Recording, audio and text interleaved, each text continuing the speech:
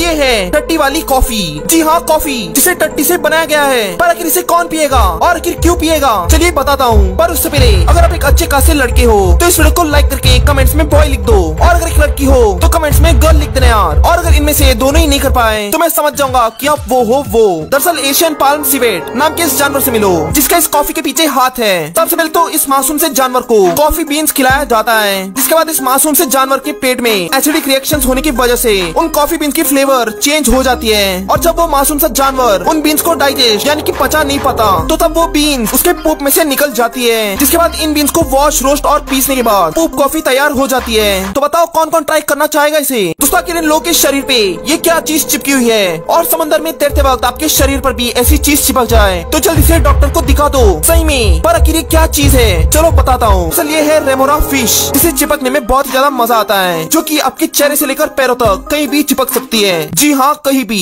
असल में ये मछली शार्क और वेल्स के बॉडीज पे इस तरह से चिपकी रहती है ताकि उन्हें फ्री में लिफ्ट मिल सके। इसका निचला हिस्सा कुछ ऐसा दिखाई देता है जिससे चूसने का काम करती है चमड़े को, और अगर किसी इंसान के शरीर के हिस्से पर बहुत ही ज्यादा समय तक चिपक जाए तो बहुत ही ज्यादा दर्दनाक भी हो सकती है। दोस्तों आखिर ये लोग ये क्या चीज रेत में से खींच के निकाल रहे हैं, और अगर आपको भी ये चीज दिखाई दे तो ये गलती मत करना। पर आखिर ये क्या चीज है, चलो बता ही देता हूँ आपको। दरअसल इस अजीबो लंबे कीड़े का नाम the great Australian beach worm है। ये ज्यादातर ऑस्ट्रेलिया के बीच में पाए जाते हैं, और ये बीच वर्म 300 सेंटीमीटर तक लंबे हो सकते हैं। और तो और इन वर्म्स की खासियत है कि जमीन के बाहर की चीजों का पता कर सकते हैं, और इनके मुंह पे 2 हुक जैसी स्ट्रक्चर होती है जिसे किसी भी चीज को अपने साथ नीचे खींच के ले जा सकते हैं, और कई बार तो नीचे से इंसान को भी अटैक कर सकते हैं। दोस्तों आखिर क्यों ये माँ अपने बच्चे के चेहरे पे और सिर पर ऐसे मुंह से पानी थूक के नहला रही है, क्या ये पागल तो नहीं हो गई है, या फिर ये इसकी कुछ और ही प्लानिंग चल रही है। चलो बता ही देता हूँ आपको। दरअसल ज्यादातर लोगों को इसे पहली बार देखने पर ऐसा लगा होगा कि इस माँ को अपने बच्चे पर जरा सा भी प्यार नहीं है और ये इसे गलत तरीके से नहला रही है। पर असल में तुर्की ट्रेडिशन के हिसाब से माँ के लोगों का ये मानना है कि माँ और बच्चा एक ही होते हैं, और जब इस तरीके से बच्चे को नहलाया जाता है तब पानी बॉडी टेम्परेचर के साथ मिल जाता है, जिससे कि बच्चे का हेल्थ तंदुरुस्त रहता है और बीमारी नहीं होती है। दोस्तों ये एक ऐसी किताब है जिसे हाथों से छूने पर आपकी मौत हो जाएगी। सही में मजाक तुम्हें कभी नहीं करता, आपको पता ही होगा। पर आखिर ऐसा क्या है इस किताब में, चलो बताता हूँ। दरअसल ये बुक है मैरी क्यूरी की, जिन्होंने रेडियम और पोलोनियम जैसे रेडियोएक्टिव एलिमेंट्स की खोज की थी, जिनमें से जानलेवा रेडिएशंस निकलती है। और एक बार तो रिसर्च के दौरान गलती से मैरी और इनकी बुक उस रेडिएशन के चपेट में आ गई थी, जिसके बाद से ये बुक भी रेडियोएक्टिव बन गई। और तो ये बुक आने वाले 1600 सालों तक रेडिएशन छोड़ती रहेगी। और तो ये किताब आज के टाइम फ्रांस में एक लिड लाइंड बॉक्स में बंद करके रखा हुआ है, और अगर आपके अंदर कीड़े हैं और आपको उस किताब को देखना ही है तो एक फॉर्म साइन करके आप उसे देख सकते हो। और उस फॉर्म में बस ये लिखा होता है कि अगर आपकी मौत हो जाती है तो वो सिर्फ और सिर्फ आपकी गलती है।